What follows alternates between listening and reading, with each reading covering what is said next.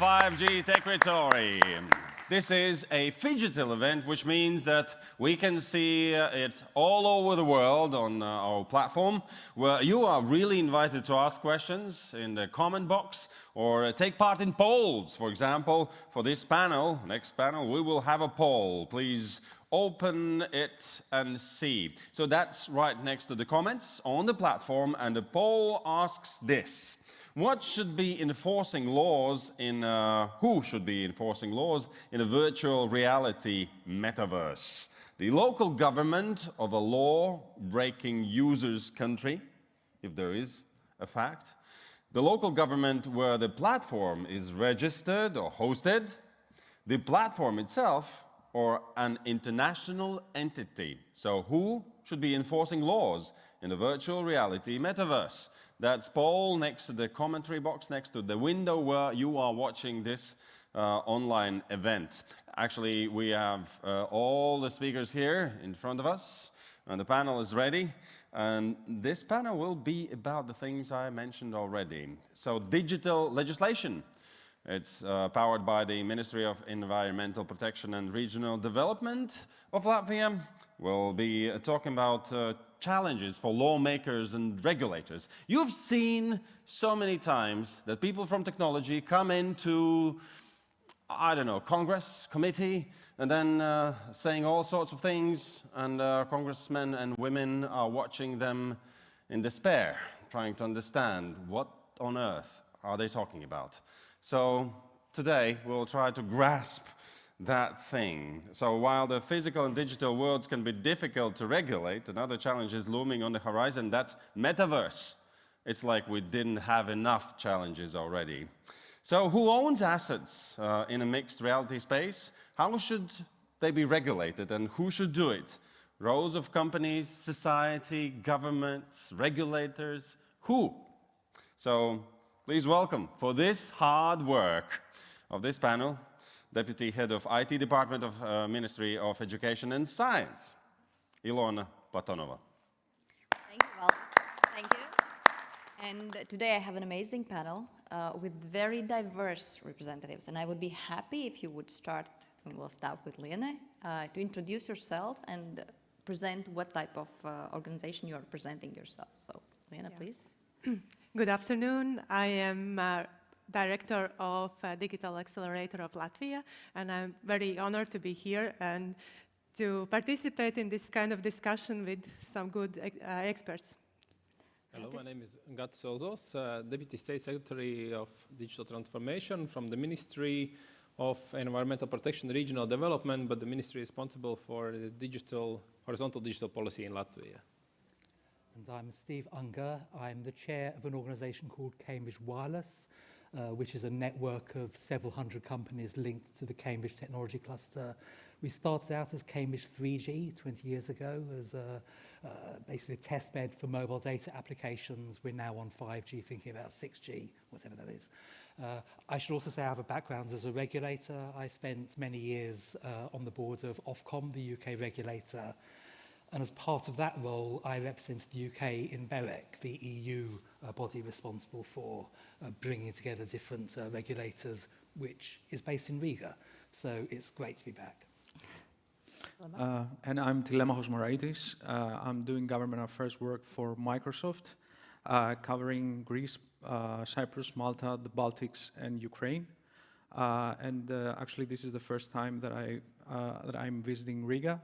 So I was one of the few people that raised their hands in the morning, actually I'm enjoying it pretty much, and really looking forward to visiting again. Okay, I hope you will still have time to visit it more than just this building. But then we will start with, how do you see what the current issues of digital legislation are right now? And we will start with industry representatives. Lena, maybe you can give a short note on that. Even not short, I have listed out, and I would like to stress out 3 points. Welcome. Yeah, the first point is that Sometimes legislation takes very long time to make it and to get it forced. So the more time we spend on legislation, the less time we can spend on making innovations. And this is the topic from the entrepreneurs who said, okay, the government wants the innovation, but meanwhile, there is so short time of period when you can make it because the legislation takes very long time to make it.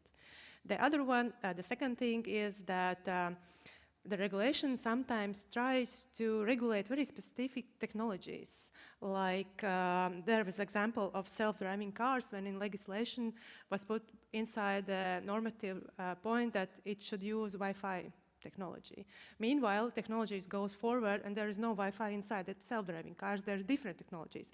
So what should do to use all technologies and to fulfill the requirement of legislation, or go forward to make new things in or change the legislation?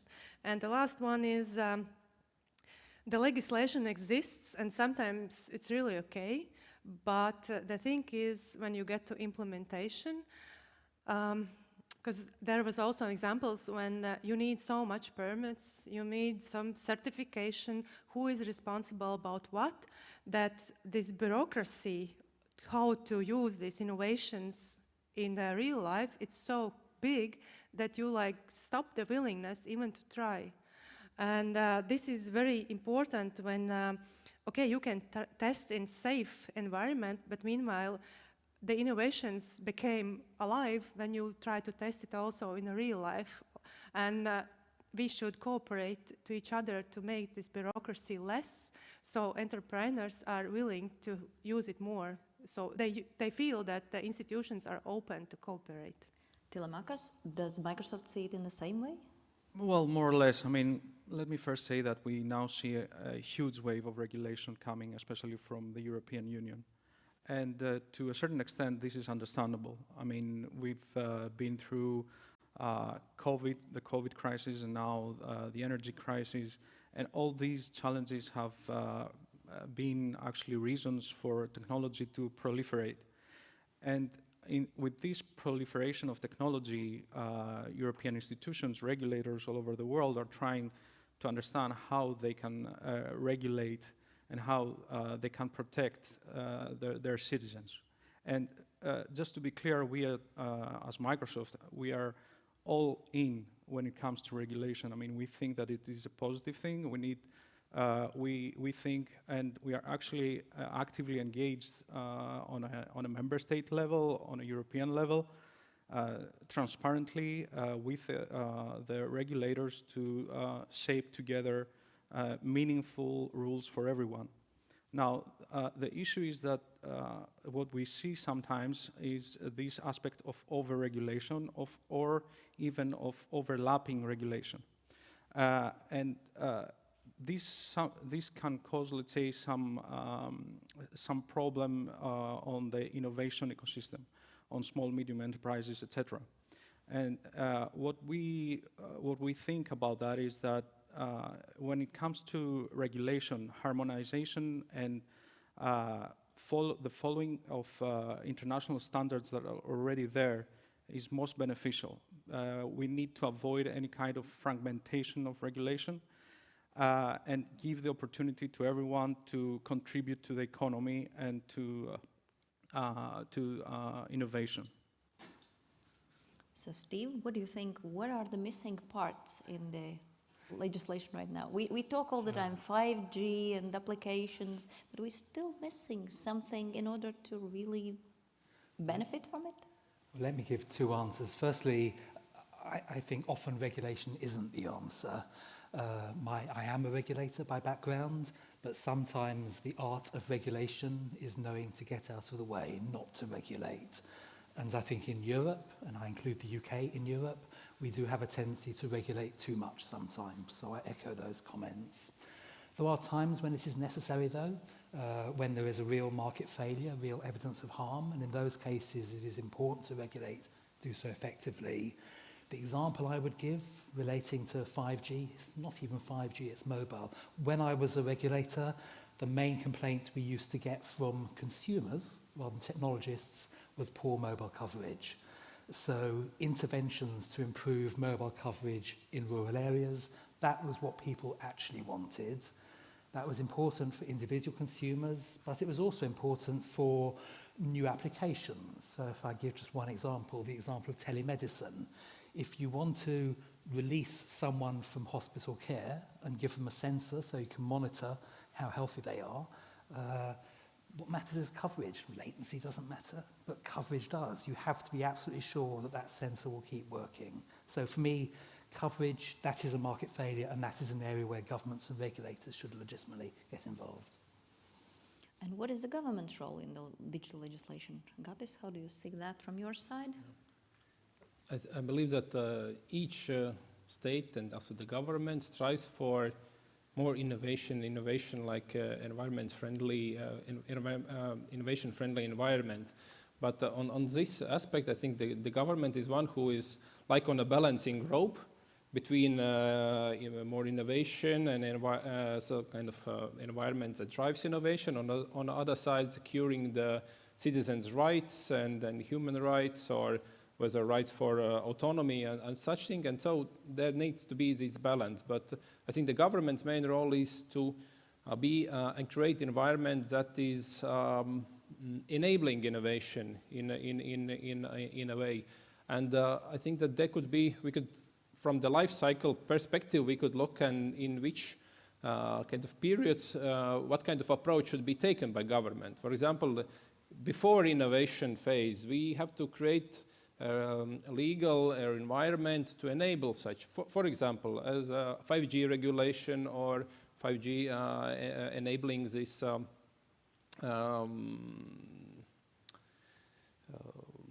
you call it, bands opening, yes, 5G bands for innovation, like to. Then on initial phases of innovation, I believe it's more like about to secure the rights of the citizens, to secure those basic rights, and then and not go too deep into some specifics and technologies. And then on the third phase, when the innovations are getting more mature, we have to take care about some interoperability things, about like market things that we want that innovation would be like diverse, not kind of monopolized. So the government sometimes need to make some adjustments here. So I think we could take a look from this life cycle perspective, the role of the government. During today's conversations, I heard topic that in 5G, we tried to regulate this interoperability too fast, too soon, which actually prevented us from innovating and actually getting the best technology. I think, Lena, the example which you mentioned about the Wi-Fi requirement is something that says we need to wait until the technology matures as well. Maybe, Steve, you have something more from the government's role? I go back to a regulatory intervention many years ago, actually. I'm quite interested in history and what we can learn from history.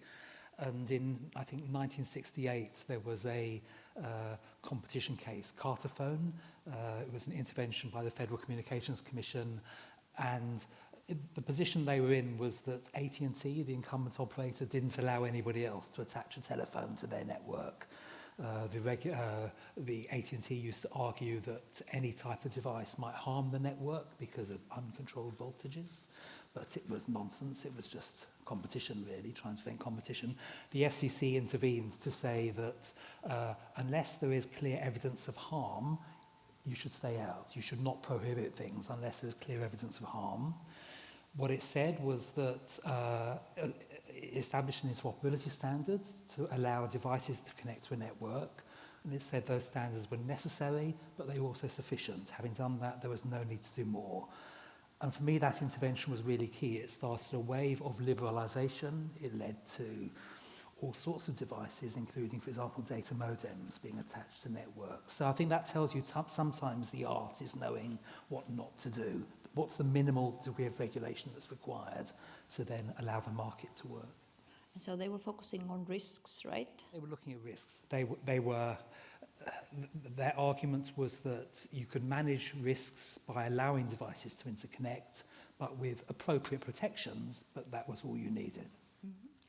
Telemakos, maybe you also have some examples which tell the audience on how government interventions sometimes can play back and maybe they need to be regulated in a different way?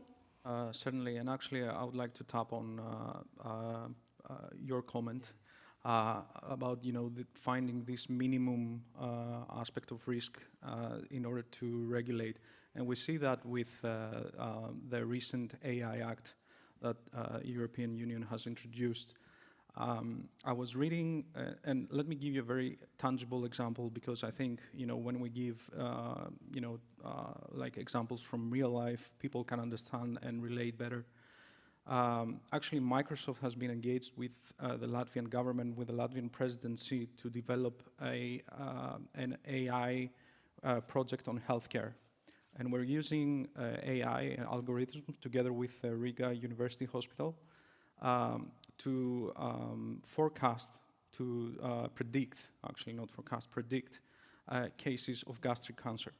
Now, as you can understand, this is a very, very important project, very, very important tool that not only could save financial resources, it could save lives. But as I said, it's based on AI.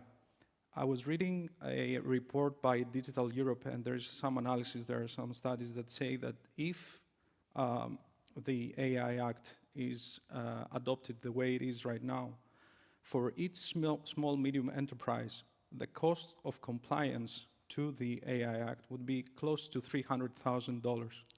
Do you imagine how that will stifle innovation, how it will prohibit these kind of technologies to develop? So this is, I think, exactly the point that we need to strike the right balance between regulation and innovation. All right, but so what the solution might be? Steve, any? Well, actually, can I pick up on this? So I wrote an article 3 or 4 years ago when the commission first came, this current commission came along. They talked about, I think originally, regulate within 90 days based on GDPR. And I used the comparison again with this Carterphone case, because actually at that point it had been 50 years since the Carterphone case. I think it is risk-based analysis. If I think about AI, for example, there are some uses of AI where there is very low risk. A movie recommendation, I think, doesn't need to be regulated. There are some risks which can be dealt with after the event, so competition issues can probably be dealt with after the event. There are some things, if I'm going to put AI into an aeroplane to control the aeroplane, I probably need to make sure that works beforehand. But understanding the risk in each case, I think for me is really important, and regulated in a way that's proportionate to that risk. Bearing in mind always that the long-term benefit always comes from innovation. If you take the long view of history, it's not regulators that deliver benefits to consumers. In the end, it's innovators. It's innovators. And if I may add to that, we see, and this is the focus that I try to accentuate on the small, medium enterprises, because when it comes to compliance, big companies such as Microsoft and the likes, they have the resources to adopt. They have the resources to be compliant. It takes a lot of resources, believe me. When it comes to small, medium enterprises, that's not the case. They don't have the resources. We estimated once that for GDPR compliance reasons, we needed 50 people to work on it. 50 people is the average of one small, medium, of a medium, let's say, enterprise. It's a medium-sized Yes, enterprise. exactly. So you can understand how things can really go bad in that case. And bear in mind that we are we're living right now in conditions where we are rebounding from COVID. We are rebounding from the energy crisis, or we're trying to rebound actually. And I don't think that I don't think that it's me who will tell you that we need everyone to chime in and to contribute to the economy. It's not just Microsoft and the likes. But I think we work in a different way. We try sandbox approach. Gatas, do you want to comment or? Yes, I think this is the way, if we look the forward, the beginning, starting from the policy design, we also have to design, we tend to design long-term strategies or policies. And now if we took from this points perspective, it's very hard to design proper policies that will be valid after 5 years at the moment in ICT or digital transformation. So I think that is very helpful to have the governments to use and apply those foresight methods, to have like different options and review them. And we had a great experience with OECD some years ago of doing this in Latvia. So this already opens some options and different scenarios you should take into account. And then regarding the way how we apply the regulation is also that currently or historically it would be like a central planning, and then it will be execution, and then such way of approach. But now when we see we need this iterative approach, then you have like innovation is it's a initial phase, you have like a less information, you do it kind of very soft and maybe based on core values and the core like to ensure security and safety of the citizens and so on. And then when it matures, you can increase this digitalization of, so you have to have this iterative approach to regulation making. And the third thing I believe is also how we design. It's very hard for government, for example, now we are speaking about the metaverse. So what will be the regulation of the metaverse? What we will be how we will regulate? So it's more and more we have such situations that no one knows the right answers. So that the only way how to get to those answers, you have to have this multi-stakeholder approach. When you bring together academy, business, government, then you have this discussion about the ethical principles and technological possibilities, and then you somehow try to figure out what would be the reasonable level of regulation for such phenomena, and then you can evolve it after some time. But now return back to the self-autonomous cars. So we have already some technology in place. We have some examples. I just read an article actually this week that one of the stakeholders actually withdrew and stopped trying to push them to the general markets because they said that it's too complicated, it's too challenging, but they continue developing this technology. Where? In a closed spaces. So they do see the potential of the technology, but they are bound by the technology or the digital legislation right now. How can we ensure that, at least in Europe, we are able to develop these technologies further? Yes, please, Lena. I would like to add to Gatis because he took out the words from my mouth. Because what we thinking about, what should be first, innovations or legislation? So as innovations, you made it step by step. You make it, you test it, you play with it, and then you go forward till the result. So maybe also legislation should done similarly, that you are doing it step by step and not regulated specific innovation, but regulated like the rights of the citizens or like in general topic. And always you can add. But to take out, it's very difficult. So maybe better it's to start with something very less, and you can put it like after time. And if also, as we can see in project management, when we started with waterfall, when you need requirements in the beginning, and then you develop, and then you see what's there. And now we became in this iterative Scrum method, yes? When you do step by step, you make something, you test something, you see does it work or not. And maybe the same is with legislation, because it's very historical, long process how we do it. And it takes like 4 years to make something. Meanwhile, this innovation is already old. The technology is my mobile phone. When it came out, it was 2 years ago, I don't know. It's already old. After 1 month, it came out, right? And sometimes also legislation is the same. While we make it, while we'll process it, while all the institutions are gathering together to think about how it should be, does it fulfill requirements what we need nowadays after 2 years? But how do we assess the risks? Because I would still imagine that if we would look at the car as it is today, they still kill people every day. So the technology, if we would be very cautious, we would actually say that we never let cars on the streets. They do. So how do you think how we should assess the risks? From the regulator's perspective, maybe?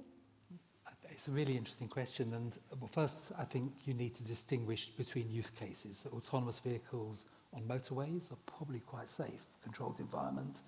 Very difficult autonomous vehicles in towns, I think. But there was an interesting report published last year by the Law Commission in the UK, which is the organisation that recommends new legislative frameworks. And there was a structure defined, so there was agreement at some point liability shifts from the driver to the entity that manages the autonomous vehicle. So as a driver, you are no longer liable as the driver. Then the question becomes, what level of risk do you impose on the fleet, the organisation that runs the fleet of cars? And the basic idea, you can't make them completely safe. You're mad if you say it has to be completely safe, because then it will never happen. But you do want autonomous cars to be somewhat safer than existing human-driven cars, because that is the main benefit. The main benefit for autonomous vehicles is that they will be safer. So there was a quite interesting discussion about trying to raise the threshold, raise safety standards. I think they talked about trying to raise standards to a competent and careful driver, for example. So the benchmark is a good human driver rather than an average human driver. That's already worth a great deal, and as long as you're realistic about your goal, then you don't deter the technology innovation. But still, someone has to hold the responsibility for the mistake. So I think the idea was that a regulator would set these standards, and that they would continuously, to the point about learning, you would continuously have to review the standards as you gained more experience. But still, don't we need to separate the areas of the responsibility? I think we also ask our audience about who should be responsible for the metaverse regulation. And we have a number of technologies which are right now considered maybe even to be banned. For example, face recognition technologies. In Europe, we have a conversation that maybe we should not allow it being developed in a mass, but we know that China is doing that. Is that something that we consider as an opportunity for us? How should we react? Why are you looking at the phone now? Well, this recognises my face. When Yes. My iPhone recognises my face, and I'm happy using it most of the time. So I think that facial recognition is a very emotive subject. It's not a technological question, though. I think it is all about what human beings are comfortable using facial recognition for. I'm comfortable using this, but I would not be comfortable if I felt I was always being spied on. So there is something about how you build consent for this type of application, but ruling it out completely, well, we're already using it. Yeah, we are.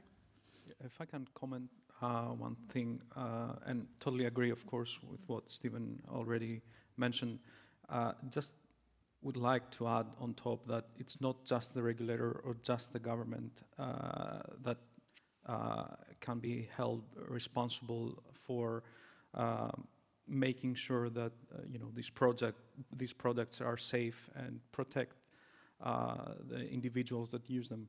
I think there is a certain level of responsibility that also the companies held as well. And I can give you an example that comes from Microsoft. When we develop our AI systems, we make sure that they abide by certain principles, such as transparency, fairness, accountability, security, reliability, etc. And so my generic comment would be that these are complicated, perplexed issues, and it's not just, it takes actually a village to come together and resolve them. The government alone most probably will not be able to resolve these issues. The industry alone most probably, again, will not be able. So I think we should all work together to find the proper solutions.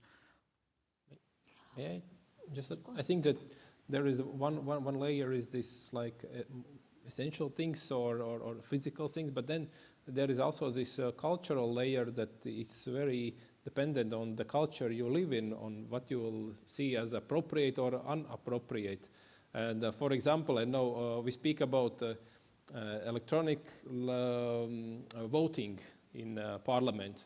For colleagues, our colleagues in the northern part, it's okay to do that. In us, we had very harsh discussions about whether to implement such things or no, or digital identification.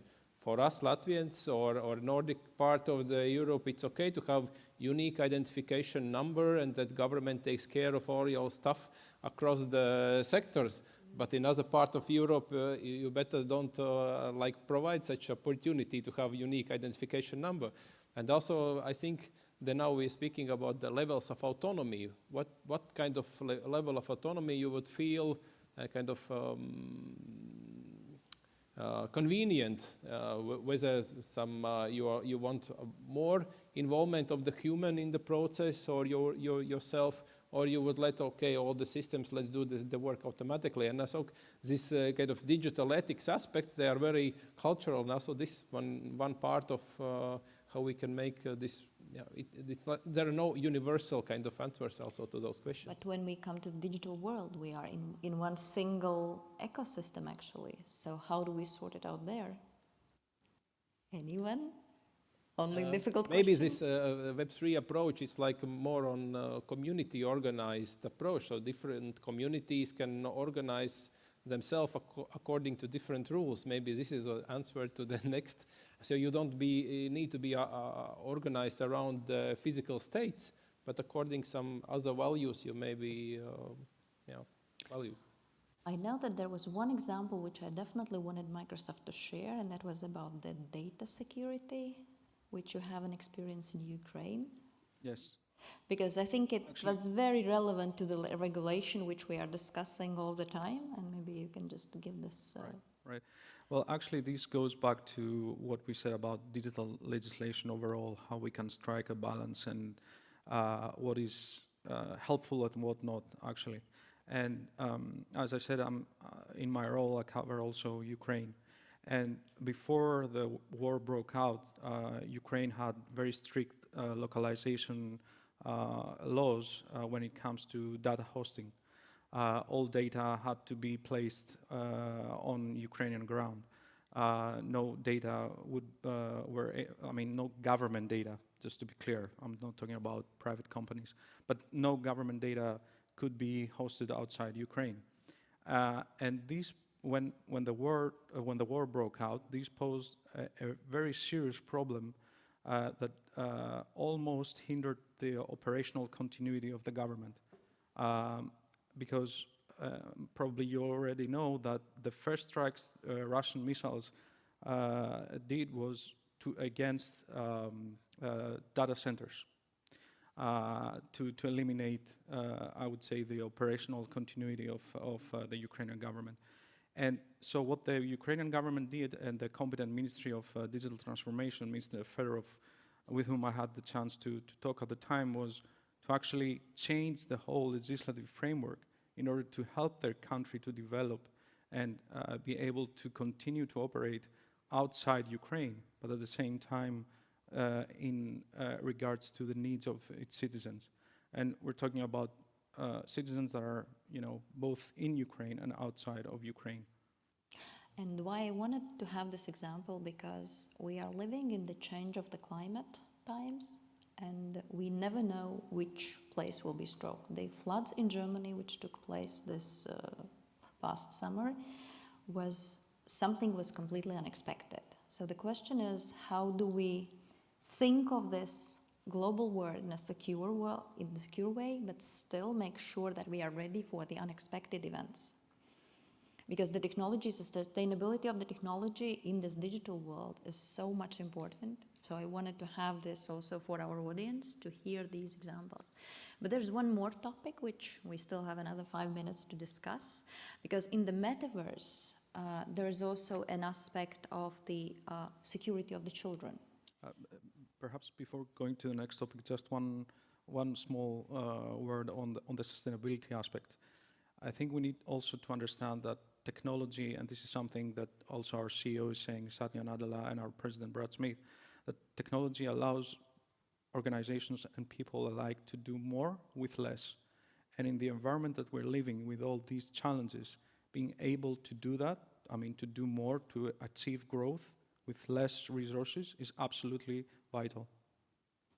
Yes, and we start to understand how much dependent on the technologies we then become. And then we still want to return back to the security of the children. How should we approach the security of the children in the digital world?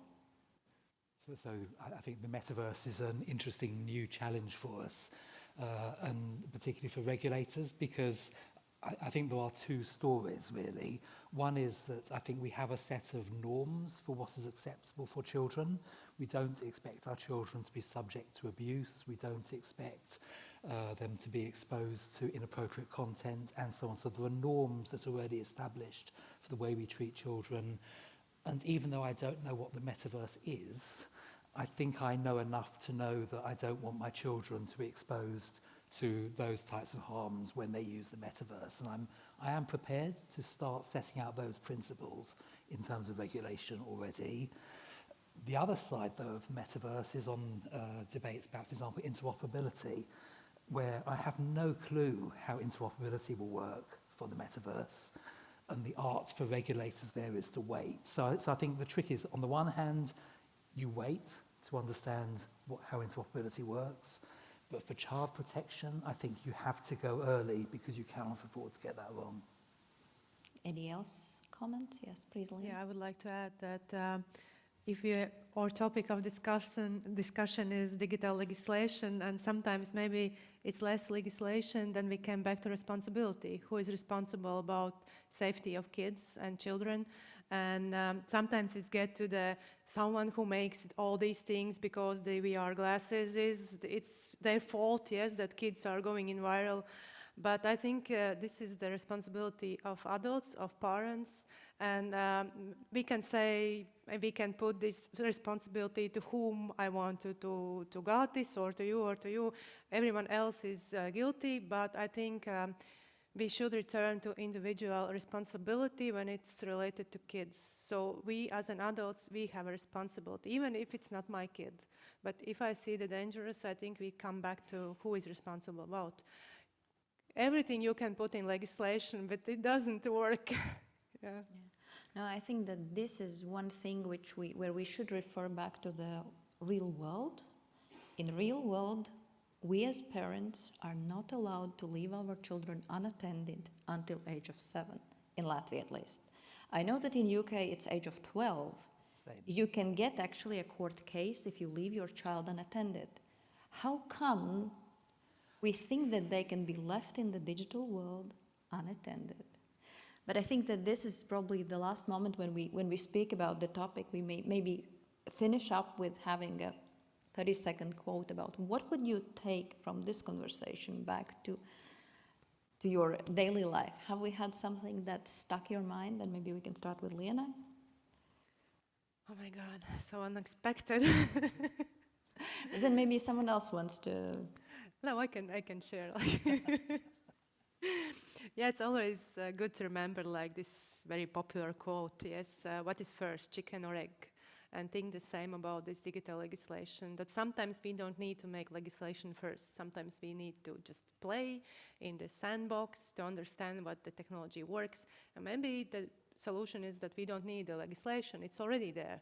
But we need like to safe place to play, more than the legislation which regulates it. And afterwards, when it takes time and we are like understanding the thing, okay, then let's make legislation, but step by step, not already like big projects. Tilamakos?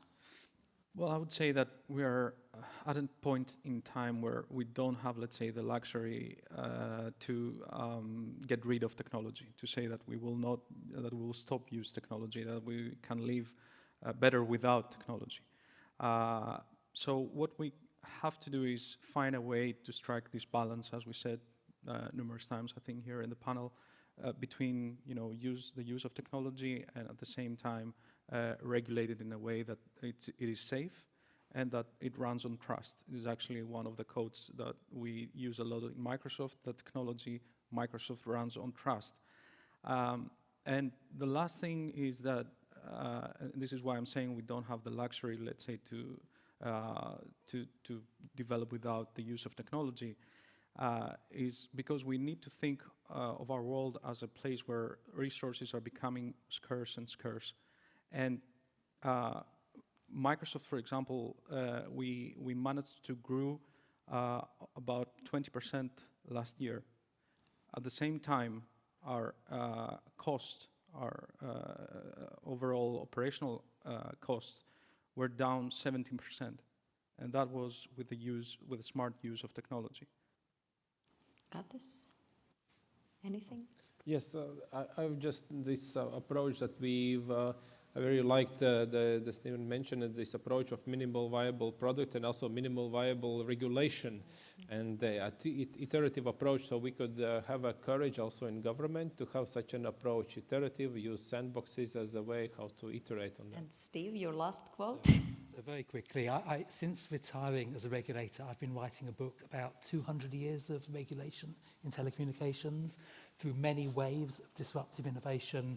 And the main message is for regulators to be humble, to recognize that regulation is often necessary, but it is rarely the answer to long-term benefits, if you like. Thank you. I think we managed time perfectly. Well, then let's go to Paul and see what audience thinks who should be the regulator. Who should be enforcing laws in a virtual reality metaverse? The local government of a law-breaking users country. It's 1/3, 33%. Then the local government, where the platform is registered or hosted, only 11% of people believe that would work. Then the platform itself, no trust there either, 11% only. Then there's an international entity, 45%. Ooh. So that wins so far. So of course, there's always some other options possibly. What would be your options you would put at the end of this poll? What would you add? Is there any other solution? Yeah. Well, I remember, back in the days when we were part of the EU, the country of origin principle worked quite well. We were once, yeah, I remember it still. I remember coming to Riga to meet my colleagues in Berek, yeah. But yeah, we had the country of origin principle, which said you regulate where the content has originated because that allows economies of scale, gives that benefit. But there was provision for a destination country to intervene. So I remember in the UK, we got into trouble because I think we allowed alcohol advertising on television, licensed into Sweden. Sweden didn't like that. So you have to talk. And then we have Ireland, who just give any tax you want to big companies. So that's the wonderful thing about Europe. or Ireland. Yeah, and Ireland. All right. We're all different. Any other thoughts? All right. By the way, we can have also a few questions from the audience. Any questions or subjections? Yeah, that's a good word. Anybody? I guess Quiet. we're done Very with this quiet. one. Was it interesting enough? I hope. Thank You said it all. That's the problem. Yeah. For now. Thank you very much. And round of applause.